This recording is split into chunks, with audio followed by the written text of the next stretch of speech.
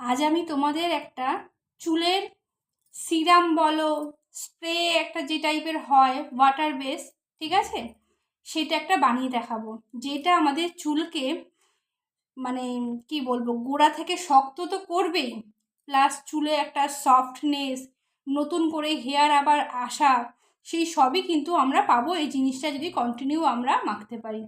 তোমরা এর রেজাল্ট বলবো যে হেয়ার ফলে যে আমাদের একটা প্রবলেম হয়, তার রেজাল্টটা কিন্তু তোমরা এটা ব্যবহারের 3 দিন পর থেকেই তোমরা পেয়ে যাবে।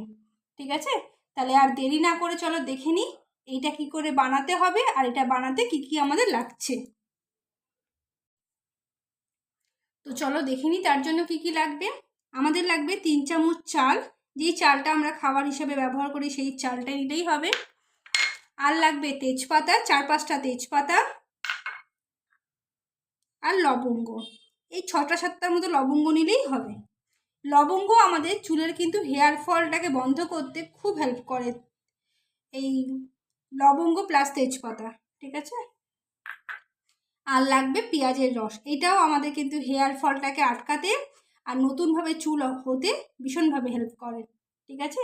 আর লাগবে আমাদের রোজমেরির এক্সটেনশন অয়েল, ঠিক আছে। যাদের কাছে এটা নেই তারা আমন্ড অয়েল ব্যবহার করলেও কিন্তু জিনিসটা হবে।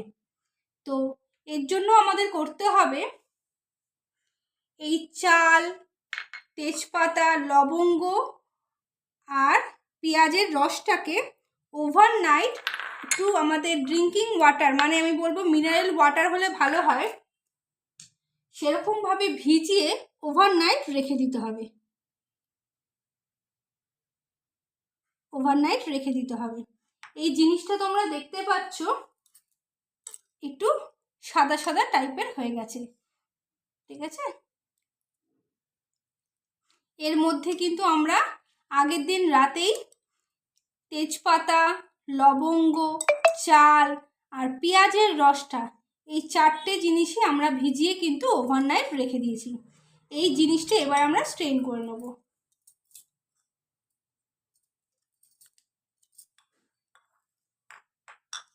এই স্প্রেটা তোমরা কন্টিনিউ 3 দিন করতে পারো। এটা যেহেতু কোনো স্টিকি ভাব হবে না, তাই তোমরা এই জিনিসটা করে কিন্তু বাইরে বেরাতেও পারো, তাতে কোনো অসুবিধা নেই। আর 3 দিন পরে পরে আমি বলবো তোমরা একটু শ্যাম্পু করে নিও। এই জিনিসটা তোমরা টানা 1 মাস মেখে দেখো, তোমাদের সম্পূর্ণ হেয়ার ফলটা কমে যাবে আর নতুন নতুন ছোট ছোট নিউ হেয়ারও আবার হতে শুরু করবে। এভাবে জলটা আমরা ছেঁকে নিলাম, তার মধ্যে আমরা এই এক্সটেনশন অয়েলের 3 ফোঁটা দিয়ে দেবো রোজমেরি ওয়াটার।